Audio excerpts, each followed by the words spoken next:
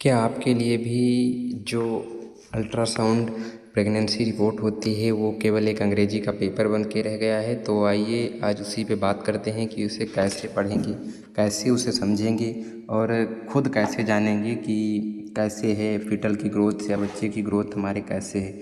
तो सबसे पहले उसमें हम देखते हैं नेम पेशेंट का, वो तो आप लोग अपने हिसाब से, बाकी फिर देखते हैं जो यहाँ पे लिखा होता है ऑब्स्टेट्रिक्स। तो उसमें पता चलता है, पहले सबसे ऊपर लिखा होता है सिंगल फीटल न्यूज़, यानी कि अगर सिंगल लिखा है तो इसका मतलब ये है कि बच्चा केवल एक है। अगर टू लिखा है तो यानी कि दो हैं।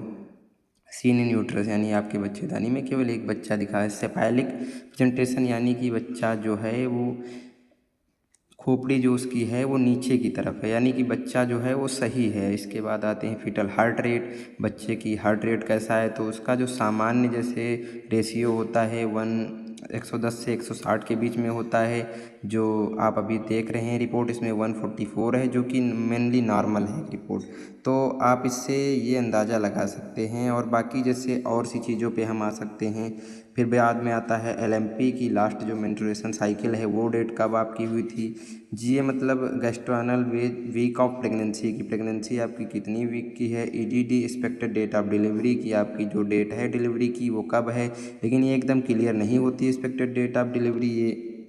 ये जो एक्सपेक्टेड डेट होती है ये वैरी कर सकती है। उसमें लिखा होता है आपके 1 वीक का अंतर हो सकता है, बाकी ज़्यादा अंतर नहीं हो, या तो पहले या तो बाद में। फिर आते हैं बीपीडी यानी आपके बच्चे के सिर की चौड़ाई कितनी है।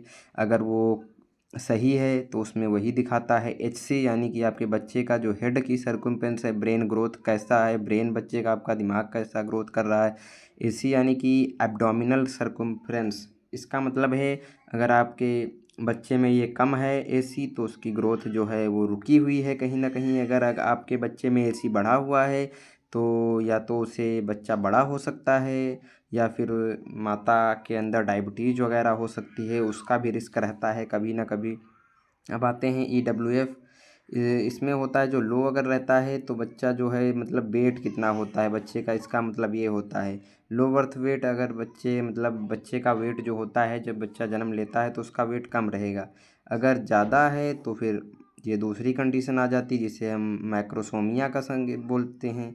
अब आता है प्लेसेंटा। ये भी वैरी करता है कि आप का बच्चे का जो प्लेसेंटा होता है ना वो किस कंडीशन में है, अपर है या लोअर है या साइड अप या किसी अगल ट्रायंगल में है।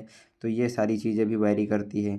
अब बात आती है एपीआई, जैसे जो होता है एनोमिनेटेड फ्लूइड इंडेक्स। इसमें जो होता है कि उसके फिटल के पास कितना पानी है, बच्चे के पास आपके यूट्रस में कितना पानी है। अब अगर वो कम हुआ तो ओलिगोहाइड्रोनोसिस, ये दूसरी कंडीशन होती है।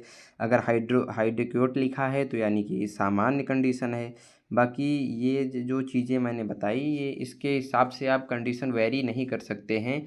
ये तो एक प्रिस्क्रिप्शन या तो एक गायनेकोलॉजिस्ट या तो रेडिएशन या फिर आपको आपका डॉक्टर ही फैमिली बता सकता है कि इसमें कैसे क्या हो सकते हैं। ये वीडियो आपको ये नॉलेज पर्पज़ के लिए बनाई गई थी। अगर अच्छा लगा हो तो चैनल को फॉलो ज़रूर करें। अगर आप किसी और डिजीज़ या बीमारी से रिलेटेड आप कुछ हेल्थ से पूछना चाहते हैं तो कमेंट करें।